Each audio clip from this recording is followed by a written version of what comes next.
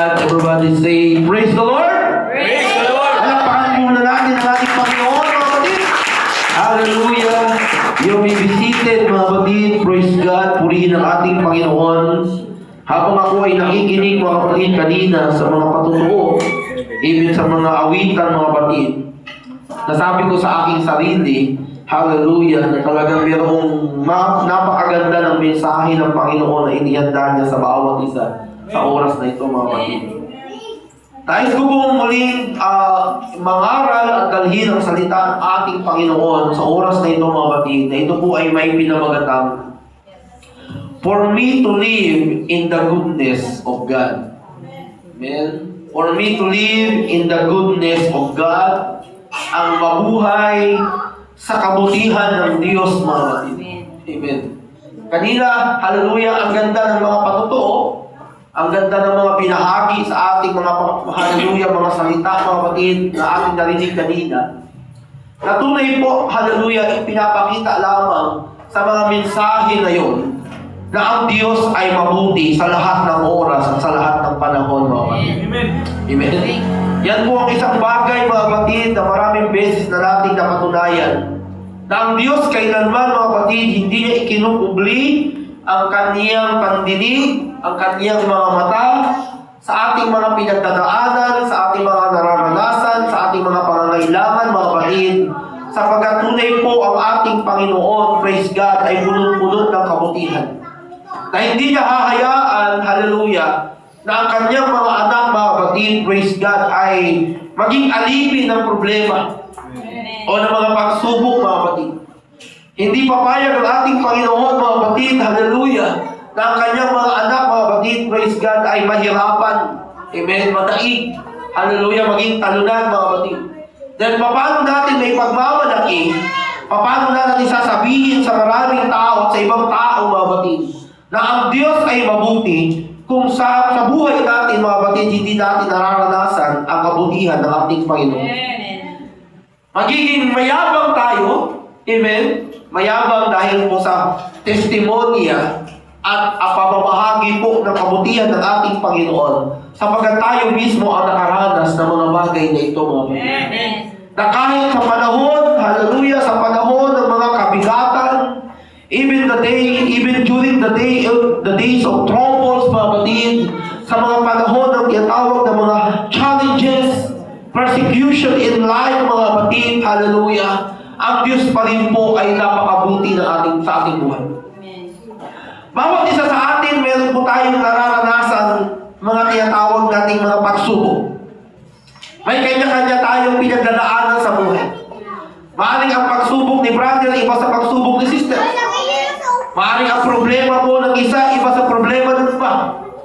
Pero ang common denominator, mga kapatid, hallelujah, lahat tayo mayroong pinagdadaanan. Lahat tayo may hinaharap, mga kapatid, araw-araw sa ating buhay, mga kapatid. Amen. Nandiyan na minsan na tayo po, mga kapatid, ay gusto na nating sumuko. Naiiyak tayo, mga kapatid, hallelujah, dahil sa mga kawalan. Amen. Dahil sa kahirapan, mga kapatid. Isama mo ba ang karamdaman? Praise God. Pero purihin ang ating Panginoon, sapagkat patuloy na tayo po ay nabubuhay ayon po sa kabutihan ng ating Panginoon. Every time na ating po sasabihin that God is good, hindi po ito isang pananalita lamang, kundi ito po ay isang panata, pinangahawakan po natin, mga kapatid. Hallelujah, this become a battle cry, mga kapatid, na sa lahat ng oras, sa lahat ng panahon, ang Diyos po ay mabuti. We need to choose to believe and live in the goodness of God. Piliin po natin na maniwala, piliin po natin na mabuhay sa kabutihan ng ating Panginoon. Na kahit nagkapatong-patong na, hallelujah, yung ating hinaharap, amen, na halos wala na tayong mabunot sa ating bulsa, halos wala na tayong maisaing minsan. Papasok ka sa trabaho, wala kang baon. Papasok ka sa eskwela, wala kang baon, mga kapatid. Amen? Pupunta ka sa gusto mong puntahan, hindi ka makarating sapagkat wala kang budget. Amen? Gusto mong i-treat ang sarili mo. Gusto mong i-treat ang pamilya mo. Gusto mong regaluhan ang anak mo. Gusto mong ilibre ang mga kaibigan mo. pero wala kang mabunot sa iyong bulsa, mga kapatid. Mararamdaman mo minsan, para ka nang iiyak. Minsan, hallelujah, tinatanong mo yung sarili mo, hallelujah, kailan ba matatapos yung paghihirap na ito? Hindi talaga mawawala po yung mga ganyang mga kaisipan, yung ganyang mga salita, mga kapatid. Sapagkat natural na tayo po ay namubuhay sa loob. Nagugutom tayo, amen, kauuhaw tayo, nalulungkot tayo, nahihirapan tayo, mga kapatid. Pero napakaganda po, hallelujah, ng mensahe ngayon ng ating Panginoon, na sinasabi ng ating Panginoon, na kahit ikaw ay nahihirapan, kahit ikaw ay nabibigatan, kahit ikaw ay, hallelujah, sunod-sunod, praise God, na sinasaktan ng mga pagsubok at problema, piliin mo pa rin maniwala. Piliin mo pa rin mabuhay sa kabutihan ng ating Panginoon. Amen?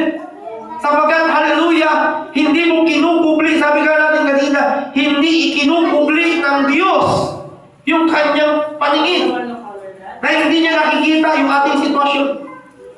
Maaaring hindi alam ng kaibigan mo, ng kamag-anak mo, o ng kapitbahay mo, kung ano ngayon ang estado ng buhay mo. Pero tandaan mo, mga kapatid, yung mata ng Diyos, araw-araw na tayo tinitingnan, tayo'y binabantayan. God is always monitoring, mga kapatid. Inaalam at alam ng Panginoon yung kung ano yung ating sitwasyon ngayon. Alam ng Panginoon kung ano yung pangangailangan mo. Alam ng Panginoon kung ano ang kagustuhan mo. Alam ng Panginoon kung ano ang pangarap mo. At alam ng Panginoon kung ano yung kanyang gagawin. Yes. Para tayo po ay matulungan, mga kapatid. Sabi nga po ni Prophet Nahum, mga kapatid, sa ating binasa, ang Panginoon ay mabuti, katibayan sa kaarawan ng kabag-abagan, at nakikilala niya yaong naglalagak ng kanilang tiwala sa Kanya. Amen? Sabi niya dito, mga kapatid, hallelujah, na bagamat maraming panahon din, praise God, na naranasan po ng lingkod ng Diyos yung iba't ibang mga challenges bilang propeta, mga kapatid. Nandiyan na habang siya nangangaral ng salita ng Panginoon, nagkakaroon ng gutom sa kanyang tiyan, nagkakaroon ng mga persecution sa kanyang ministry, mga kapatid. Pero never po nawala sa bibig, hallelujah, sa buhay ng propeta, yung salita na ang Panginoon ay mabuti. Lagi niyang binabanggit, mga kapatid, ang Panginoon ay mabuti. Na kahit sa panahon na siya po'y binabagawag ng problema. Kahit sa panahon, mga kapatid, hallelujah, na halos nalulubog na siya sa kanyang mga kabigatan sa buhay. Pero patuloy siyang nagtitiwala at patuloy siyang namumuhay sa kabutihan ng ating Panginoon. Ang kanyang tiwala hindi sa tao. Sapagkat minsan kapag tayo ng tiwala sa tao, may kabiguan. Minsan pag lumapit ka sa tao, nabibigo ka. Minsan pag lumapit ka sa tao, tinatalikuran ka. Amen. Pinagtataguan ka. Inaalimpusta ka. Yinuyurakan ka. Ganyan nararanasan natin minsan sa tao. Although, I'm not saying all. May mga tao na pwede natin kung saan pwede tayong magsabi kung ano yung ating problema. May mga tao na pwede natin iyakan. Pwede natin pagsabihan ng malalim na ating pinagdadaanan sa buhay. At itong mga tao na ito, mga kapatid, makikinig. Amen. Hindi tayo i-judge. Amen. Hindi tayo yuyurakan. Hindi tayo, hallelujah, pagsasabihan ng anumang mga bagay o salitang hindi masama, ay hindi mabuti, mga salitang masama, hindi maganda, mga kapatid. Hallelujah. Pero hindi lahat ng tao ganon. Amen. Pero sa ating Panginoon, mga kapatid, malaya mong banggitin, praise God, kung ano yung gusto mong banggitin sa Kanya. Malaya mong pagsumbungan ng ating Panginoon. At ang sabi nga po ng salita ng ating Panginoon, yung mga naglalagak ng Kanyang tiwala sa Kanya ay kinikilala ng ating Panginoon. Natutuwa ang Diyos, mga kapatid, kapag tayo ay nagsusumbong sa Kanya. Natutuwa ang Diyos, mga kapatid, kapag inaamin natin sa sarili natin, Lord, hindi ko na kaya. Lord, parang gusto ko nang sumuko, Lord. Lord, parang gusto ko nang bumigay. Kapatid, mas gusto ng Panginoon yun. Sapagkat ipinapakita mo lamang, mga kapatid, hallelujah, na hindi ka nakadepende sa kung ano at sino ka. Hindi ka nakadepende sa kakayahan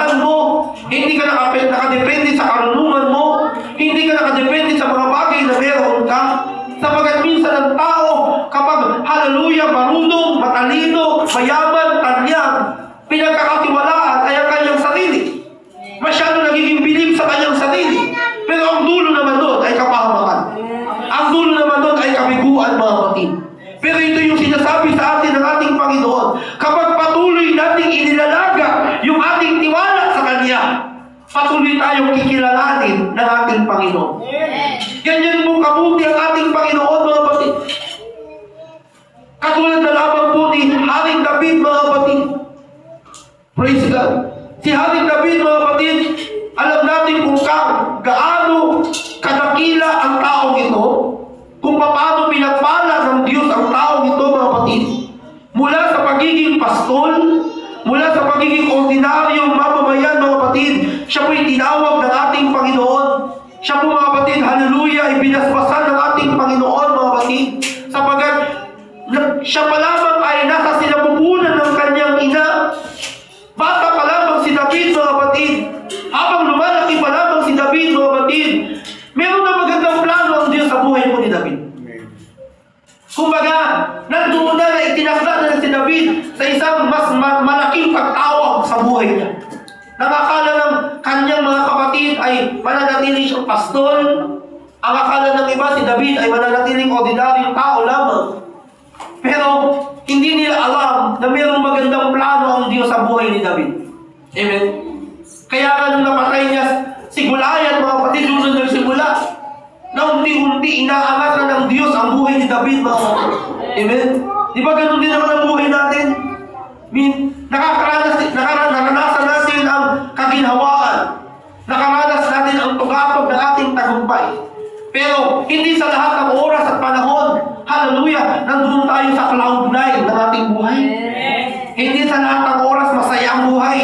Hindi sa lahat ng oras abundansya ang buhay. Hindi sa lahat ng oras sa tugatog ka, mga kapatid.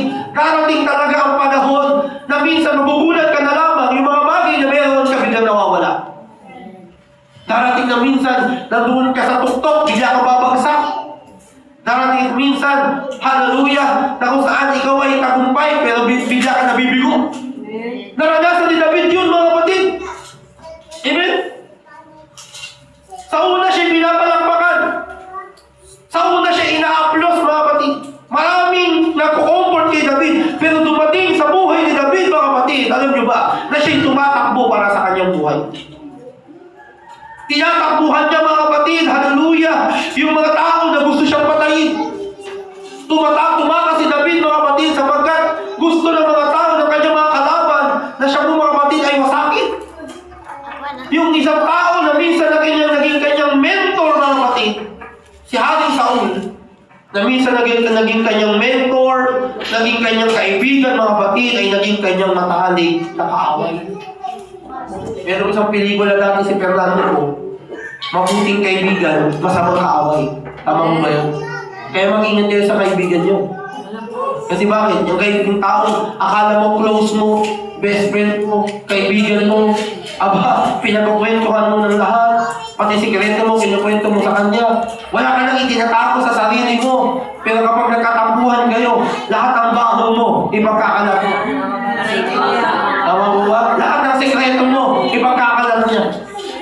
Yung sinasabi mo, sikreto lang natin yan, natin to ha, huwag mong ipagkakalat. Tapos meron pa silang panata, promise. Yung pinky promise. Huwag ka mag-alala. Until you die, walang makakaalam ng sikreto mo. Pero nung nagkatampuhan, nagulat ka na lamang, para ka naging showbiz. Kasi alam na ng buong bayan kung anong meron ka. Minsan, yung pinaka-best friend mo, yun pa magiging worst enemy mo. Yun ang nangyari kay David. Yung kanyang best friend, yung kanyang mataling na kaibigan, yung kanyang mentor, mga kapatid, na si Haring Saul, ay naging kanyang mataling o mabigat na kaaway. Why? Sapagkat pumasok yung inggit. Alam niyo, mga kapatid, minsan yung inggit, yung insecurity, hallelujah, yan po nagiging dahilan para mawasak maging kapagkakaibigan. Amen. Ang sabi ng naririnig kasi ni Haring Saul, si Saul nang pumatay ng daan-daan, si David pumatay libo-libo. Mas pinapalakpakan si David, mga kapatid. Kaya yung dahilan, mga kapatid, naghari yung sama ng loob kay Haring Saul. Ginusto niyang patayin si David. At si David, mga kapatid, tanyag na sundalo, praise God. Ngayon siya po'y nagtatago, mga kapatid. Nagtago siya sa yungib, sa kuweba, mga kapatid. Naranasan niya matulog sa ilang. Hallelujah. Naranasan niya yung buhay niya ay walang kasiguraduhan, mga kapatid. Hallelujah. Naranasan niya marinig kahit sa ibang tao, mga kapatid, sa maraming tao, na yung kanyang pinagdadaanan ang siya magiging dahilan ng pagbagsak niya. Amen. At ang sabi pa nga ng iba sa kanya, kinalimutan ka na ng Diyos. Diba? Marami nagsabi kay David, kinalimutan ka na ng Diyos. Pinabayaan ka na ng Diyos. Amen? Hallelujah. Pero one thing, mga kapatid, na nangyari kay David yung bagay na yun, na bagamat pakiramdam niya nag-iisa na lamang siya, pakiramdam niya nasa panganib na ang buhay niya, pakiramdam niya malapit na siya mamatay, pakiramdam niya minsan na iniwan na siya ng lahat, pero hindi po nawala yung kanyang paniniwala, yung kanyang pananalig, yung kanyang pag-asa na sa kanyang sitwasyon, sa kanyang kalagayan, meron pa rin, hallelujah, sasaklolo sa kanya. Meron pa rin tutulong sa kanya. Meron pa rin, hallelujah, magbabago ng kanyang sitwasyon. Na wala siyang ibang, hallelujah, praise God, pinagkatiwalaan. Hindi po yung kanyang kapwa, sundalo. Hindi yung kanyang mga kapwa, praise God, tao. Wala po siyang ibang nilapitan kung hindi yung kanyang Diyos na pinaglilingkuran. Bumalik sa kanyang alaala sa panahon na siya po'y pastol. Patuloy siyang nananalangin. Patuloy siyang lumalapit sa Panginoon. Hallelujah. Doon muli niya sinabi, mga kapatid. Sabi nga niya dito, mga kapatid, sa Psalms chapter 27 verse 13, ako sana'y naglulumaypay, kundi ko pinaniwala ang makita ang kabutihan ng Panginoon. Diba? Sabi ni David, lulumaypay ako sana'y. Gusto ko na sanang sumuko. Gusto ko na sanang bumigay. Gusto ko na sanang, hallelujah, huminto. Pero, bumalik sa aking alaala na mabuti ang Panginoon at hindi ako pababayaan ng ating Panginoon. Yung kanyang pananalig na yun, yung kanyang paniniwala na yun, mga kapatid, na ang Diyos ay mabuti sa kanyang buhay. Yun ang naging kanyang sandata para hindi siya sumuko at patuloy na maniwala na malalagpasan niya yung mga problema na yun. Kaya dumating yung turning point ng kanyang buhay, mga kapatid, na habang siya po ay nagtatago doon sa kuweba, sa lugar na tinatawag na Abdullah, mga kapatid, praise God, naranasan pa muli ni David yung kabutihan ng ating Panginoon na hindi niya ini-expect, hindi niya inaasahan. Dumating yung tulong ng Diyos, dumating yung comfort ng ating Panginoon, dumating yung kabutihan ng ating Panginoon na maraming panahon na pwede na sana siya mapatay ni Saul, mahuli ni Saul, madakip ni Saul, pero nililigtas siya patuloy ng ating Panginoon. Nakukornil na siya, napapalibutan na siya, pwede na sana siya madakip, pero naging to the rescue ang Diyos sa buhay niya, mga kapatid. Amen? Hindi isang pelikula ito. Katulad ng buhay ni Cardo, ni Tanggol, napapalibutan na, nakakatakas pa. Amen? Nabubuhay pa. Saka nakakita, sinaksak na, binaril na, buhay pa. Amen? Ganun katindi yung pelikula na yun, pero ito hindi isang pelikula. Kung hindi ito isang realidad, mga kapatid, na yung kabutihan ng Panginoon nangyari sa buhay ni David. Amen? Niligtas siya mula kay Saul. Hallelujah! Dumating ang kalakasan sa buhay ni David, mga kapatid, sapagkat ang Diyos nagbigay sa kanya ng kalakasan. Sa panahon na siya nagugutom, ang Diyos nagbigay sa kanya ng pagkain, nagbigay sa kanya ng protection, nagbigay sa kanya muli ng direction. Ang akala niya wala na siyang kakampi, akala niya wala na siyang patupuntahan, pero dumating ang mga lingkod ng Diyos. Nandiyan sila propeta Gad, mga kapatid, si Abiathar, mga kapatid, dumating ang mga taong ito para i-comfort si David, upang i-encourage muli si David na huwag kang mawawala ng pag-asa, huwag kang susuko, huwag kang bibigay, huwag kang hihinto, sapagkat alam ng Panginoon kung ano yung sitwasyon mo. Alam ng Panginoon kung kailan at paano kanya tutulungan. Dito na unawaan ni David, mga kapatid, na kahit sa anumang, kahit sa kanyang mga sirkumstansya sa kanyang buhay, mga kapatid, hindi man agad nagbago yung kanyang kanyang sitwasyon, pero doon siya naniwala na ang Diyos ay mabuti at patuloy siyang tutulungan.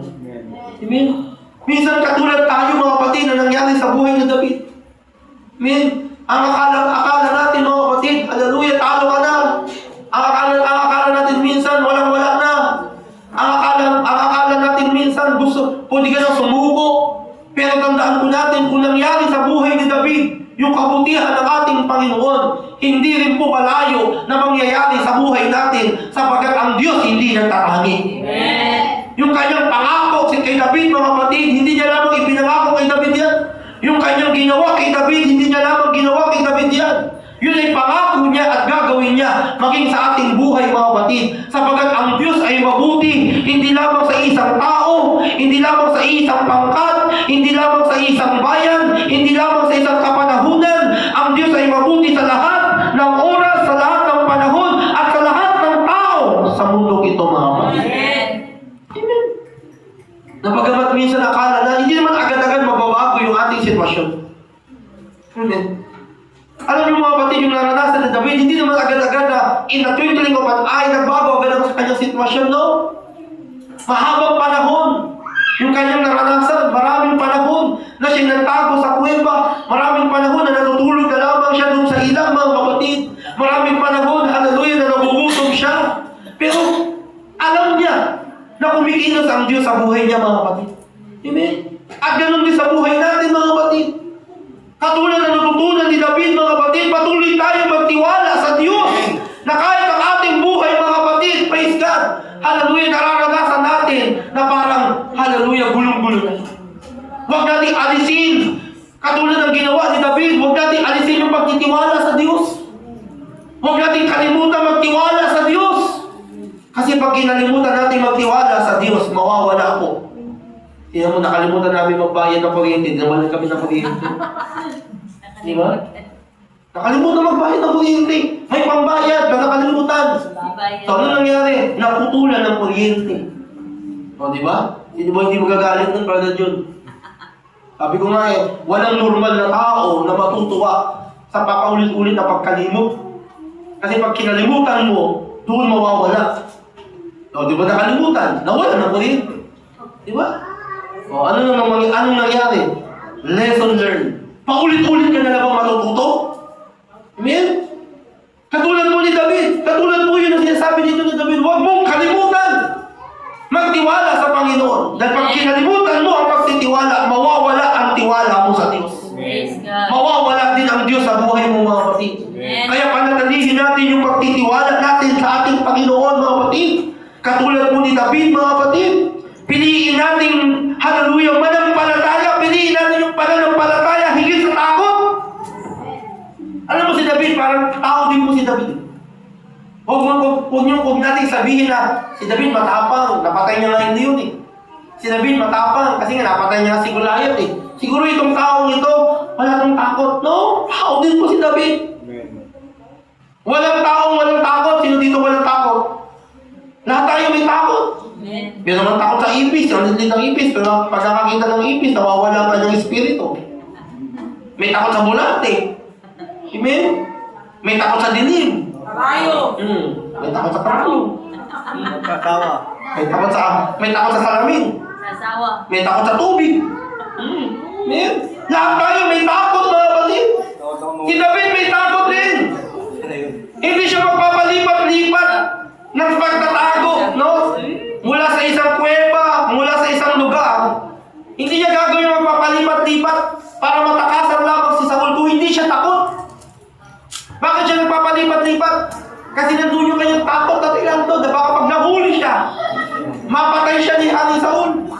Pero higit sa kanyang takot, mga kapatid, nandoon yung kanyang pananampalataya, nandoon yung kanyang paniniwala, na kahit siya'y nag-iisa, laban sa maraming sundalo ni Saul, hindi siya pababayaan ng Diyos. Hindi siya ipagkakagulo ng Diyos. Hindi siya ibibigay ng Diyos sa mga taong kalaban niya para siya'y masaktan at mapatay.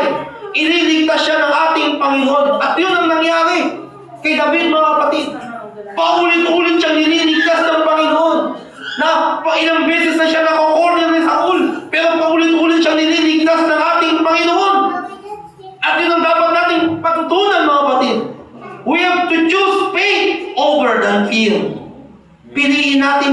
pa rin magtiwala. Hayaan natin mapagtagumpayan natin yung mga takot, yung mga pangamba sa ating buhay, mga kapatid. Sapagkat pag nadaig natin ang takot, pag nadaig natin ang mga pangamba, mga kapatid, mawawala ang anumang mga sirkumstansya sa buhay.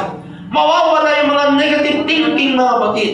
Bagkus nandoon yung ating mindset, hallelujah, na itong ating mga nararanasan, yung ating mga problema, yung ating kawalan, yung ating karamdaman, lahat ng ito, mapagtatagumpayan natin sapagkat kasama at mabuti ang ating Panginoon.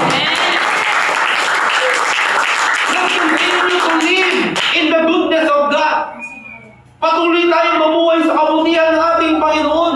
Patuloy nating alalahanin araw-araw sa buhay natin. Mabuti ang Diyos. Hindi ako pababayaan. Mabuti ang Diyos. Hindi ako tatalikuran. Mabuti ang Diyos. Hindi ako magugutungan. Yan ang katotohanan. Amen. Bakit may mga tao na ang galing sumuko? Kasi bakit akala nila na pinabayaan na sila ng Diyos? Bakit may mga tao na pag may mga problema na dumarating sa kanilang buhay, humahagulgul na lamang, nagkukulong na lamang, amen? Halos tumatakbo sa pagsubok, tumatalikod sa pagsubok. Bakit may mga ganong mga tao? Kapag nakakalimutan nila na mabuti ang Diyos. Sa lahat ng oras, sa lahat ng panahon. And we need to remember that, mga kapatid. Kapag sa buhay mo ngayon, in your present time, mga kapatid, praise God, nakakaramdam ka ng lungkot, nakakaramdam ka ng kapigatian, nakakaramdam ka ng kawalan ng pag-asa, balikan mo yung mga panahon na naranasan mo yung kabutihan ng ating Panginoon. Balikan mo yung mga panahon na, hallelujah, iniligtas ka ng Diyos. Sinolusyonan ng Panginoon yung problema mo noon. Hallelujah, pinagaling ng Diyos yung karamdaman mo noon. Amen? Inagabayan ka ng Diyos sa panahon na yun. Kapag binalikan mo yung mga panahon kung saan ka tinulungan ng Panginoon, niligtas ng Panginoon, pasasabi mo sa iyong sarili, naranasan ko na ito. Minsan ko na napagtagumpayan na ito eh. Itong sakit na mayroon ako ngayon, napagtagumpayan ko na eh. Itong nahihirapan ako ngayon na itong nahihirapan ako minsan huminga, pinagaling na ako ng Diyos dati. Itong aking BP na tataas bababa, pinagaling na ako ng ating Panginoon dati. So anong dahilan para ako'y matakot? Anong dahilan para ako magamba? Anong dahilan para ako'y umiyak? Naranasan ko na ito. Napagtagumpayan ko na ito. Kung paano ko pinagaling ng Panginoon, kung paano ko tinulungan ng Diyos dati, alam ko, pagagalingin at tutulungan muli ako ng ating Panginoon. Sapagkat hindi pinuputol ng Diyos, hindi hinihinto ng Diyos yung kanyang pagtulong sa kanyang mga anak. Sa tuwing ang kanyang anak mangangailangan, sa tuwing ang kanyang mga anak, hallelujah, may pinagdadaanan, lagi ang Panginoon, hallelujah, nandyan para tayo po ay tulungan. Sapagkat ang kabutihan ng Diyos, kailanman hindi hihinto. Ganyan po kabuti ang ating Panginoon, mga kapatid. Let us continue to remember the goodness, hallelujah, ng ating Panginoon sa buhay natin, mga kapatid. Kapag patuloy natin inaalala yung kabutihan ng ating Panginoon, hindi magkakaroon ng tsansa ang panlalamig sa buhay natin. Hindi magkakaroon ng pagkakataon ang kaaway para tayo po linlangin o tuksuhin. Para tayo pahinain. Amen? Para tayo magabi, matalo, mga kapatid. Bakit? Na kapag lagi mong pinapaalala na ang Diyos ay mabuti, mga kapatid, hallelujah, hindi ka pa nagtatagumpay, pero pinupuri mo na ang ating Panginoon. Nandoon ka malamang sa kalagitnaan ng laban ng buhay mo, pero pinupuri mo na ang Panginoon. Why? Sapagkat alam mo na sa dulo nito, nandoon ang tagumpay. Diba? Sabi nga ni Brother RG kanina, sabi ano kanyang patutuo? Sabi niya kasi sa tintin, sa Biyernes, may pambayad na tayo ng internet. Sabi naman ni sa tintin, saan ka kukuha ng pambayad? Pero sabi ni Brother RG, basta sa Biyernes, may pambayad na tayo. That is what we could be. Ang tawag doon, pananampalataya. Hindi mo ba nakikita? Pero nananampalataya ka na. Nasa oras at araw na yun, may pambayad ka na. Amen. Di ba? Oh, anong nangyari? Binigo pa siya ng Panginoon. Amen? Yung isang, nakita ko na yun eh. Yung nakita, nakapulot siya parang daw, sabi niya sa akin, parang ginto to. Pero dahil hindi naman kami marunong tumingin ng ginto, sabi namin, parang ginto na. Ang ginawa pa namin, sabi, agatin mo nga. Di ba kasi kinakagat daw? Agatin mo. Kinakaskas mga dyan sa parang batong buhay, para malaman ng ginto. Pero sabi niya, ginto talaga to. Sabi ko, hindi, isang lang natin, banta natin, para mapatunayan yung ginto. Yung pala, itinago lang. Nandun ka pala sa kanya, akala ko, nabenta na. Kita mo yung kabutihan ng Panginoon? Kumbaga, matagal pa lamang inihanda na ng Diyos ang sagot sa problema sa araw na yun. Amen. Nakita niyo yung kabutihan ng Panginoon? Matagal niya lang nakita yun. Pero ibig sabihin, yung bagay na yun, inihanda na ng Diyos sapagkat gagamitin ko ito para pagpalain kita. Kaya huwag tayong kaya yung mga bagay na meron ka ngayon, mga kapatid, tandaan mo, inihahanda yan ng Diyos. Pwede hindi ngayon, hindi bukas, hindi sa susunod na oras o araw, mga kapatid. Pero darating yung tamang panahon na mga bagay na meron ka ngayon, yun ang gagamitin ng Diyos para pagpalain ka. Kaya naging, kumbaga, talagang niloob din ng Diyos na maputulan kami ng kuryente. Nung ko din na-realize kanina, mga kapatid, na habang ako nakikinig na patotoo, kaya pala kami naputulan ng kuryente. Kasi bakit? Para matupad ng Diyos yung kanyang plano. Amen. Nakita mo yung kabutihan ng Panginoon, mga kapatid. Dahil kung hindi kami naputulan ng kuryente, si Father Adji magtatrabaho doon sa aming kapitbahay. Hindi niya may bibenta yung napulot niya. Amen.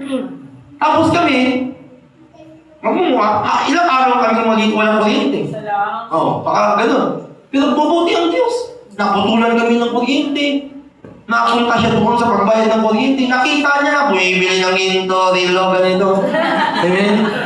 Sinubukan niyang ipakita kung totoo bang ginto. Ewan ko lang kung magkano na benta. Okay, tanongin ko na. Di ba? Nung ibinenta niya, sakto! Puri ng Panginoon. Yung kanyang sinabi na sa Biyernes, magbabayad tayo ng kuryente. That is faith! Pananampalataya ang tawag doon. Yun ang sinasabi mga kapatid ng mensahe ng Panginoon. Piliin mong manampalataya, higit na matakot at mag-alala. Amen? Piliin natin manampalataya. Piliin natin maniwala. Higit sa takot. Minsan kasi nanguuna ang takot sa tao. Di ba po? Minsan naging ibabaw yung ating takot. Higit na tayo po ay maniwala at manampalataya sa kayang gawin ng ating Panginoon. Amen? Katulad po ng nangyari sa buhay ni David, mga kapatid. Nandoon yung kanyang takot sa kanyang buhay. Nandoon yung kanyang takot sa mga taong gusto siyang patayin. Pero hindi pa rin siya naniwala sa mga bagay na yon. Ang mas pinaniwalaan niya, ililigtas siya ng Panginoon.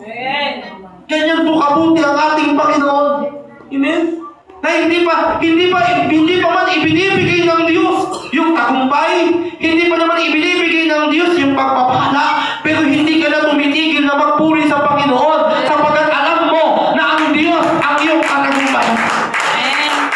Ang Diyos ang iyong patuloy na mabuti sa ating buhay, mga kapatid. Minsan kasi ang tao magdiriwang lang kapag nandiyan na yung victory. Tama mo ba?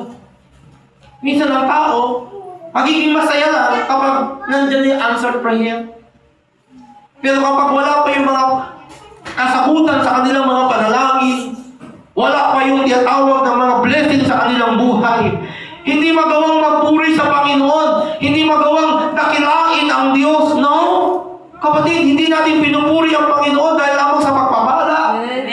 Huwag mo lang purihin ang Panginoon dahil lamang sa mga kasagutan sa iyong mga panalangin. Huwag mo lang purihin ang ating Panginoon dahil meron kang nakamit na blessing sa buhay mo. Tandaan po natin, mga kapatid, mayroon man o wala, magpuri tayo lagi sa Panginoon. Nandyan man tayo sa kahirapan o abundansya, maglingkod tayo sa Panginoon. Sapagkat tandaan po natin, mga kapatid, hallelujah, ang kabutihan ng ating Panginoon ang dahilan bakit patuloy na tayo po ay nabubuhay.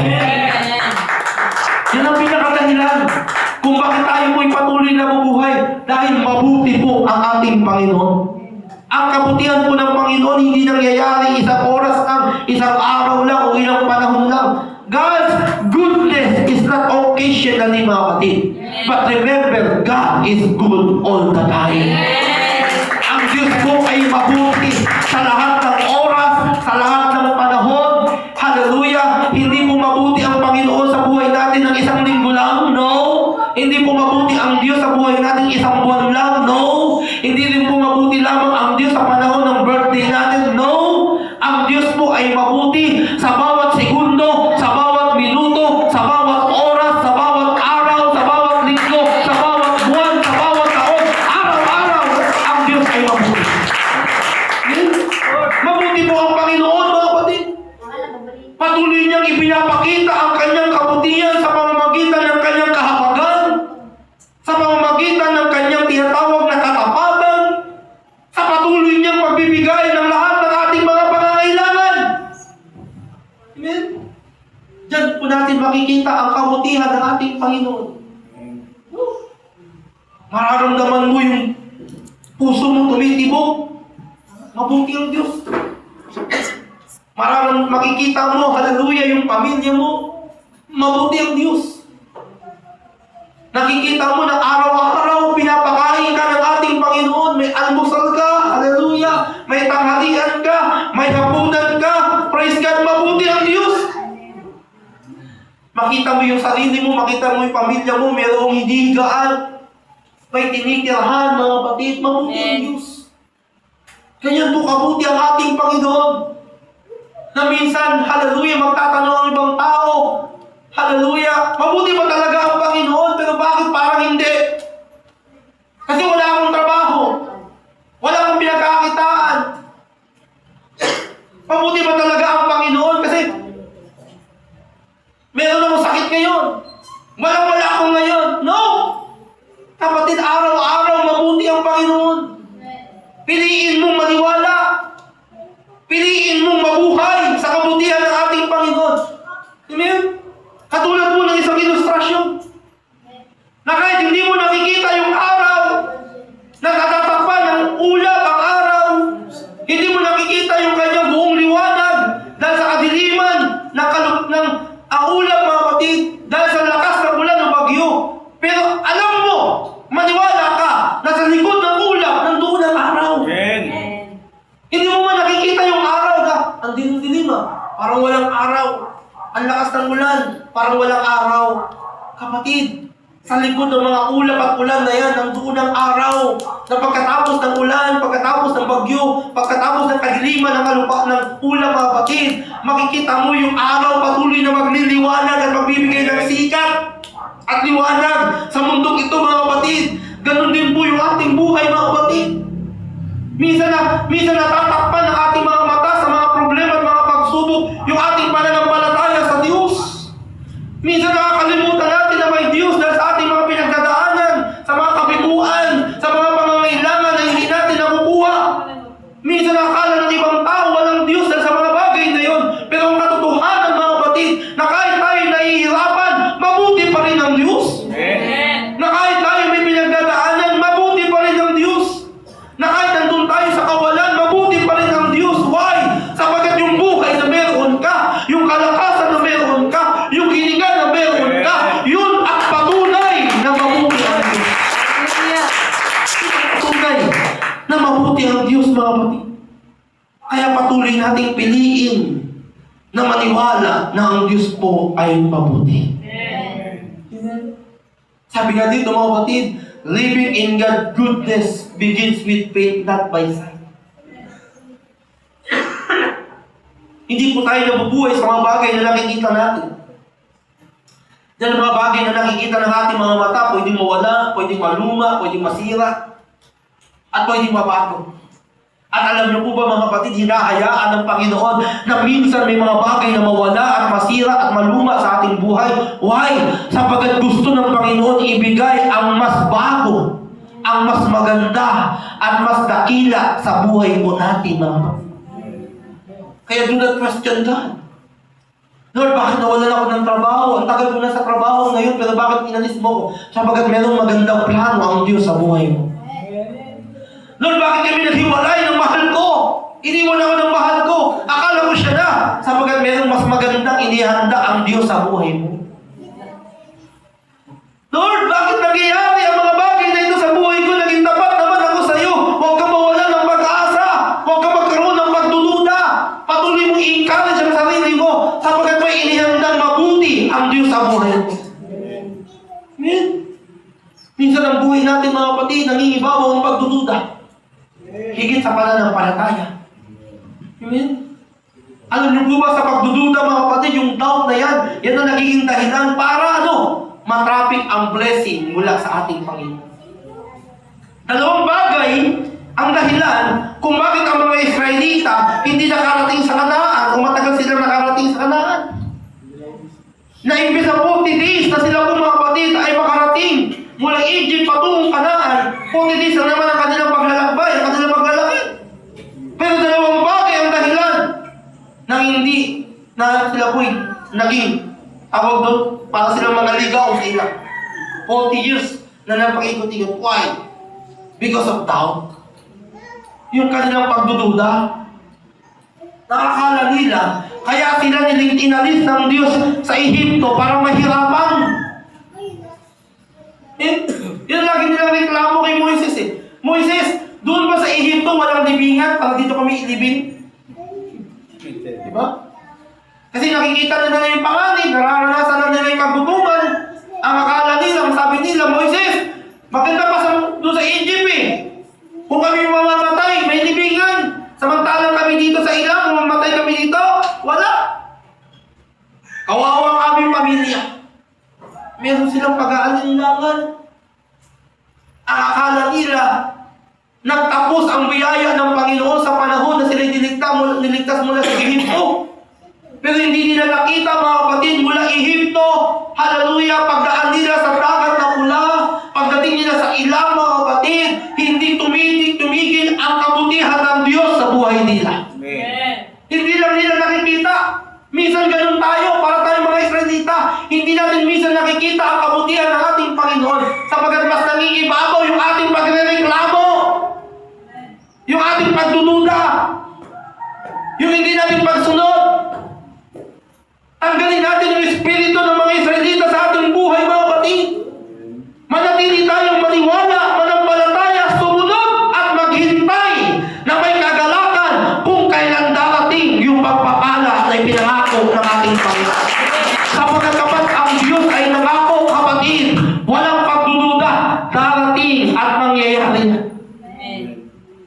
Kung mayroong architect sa mundo, Jesus is the greatest architect.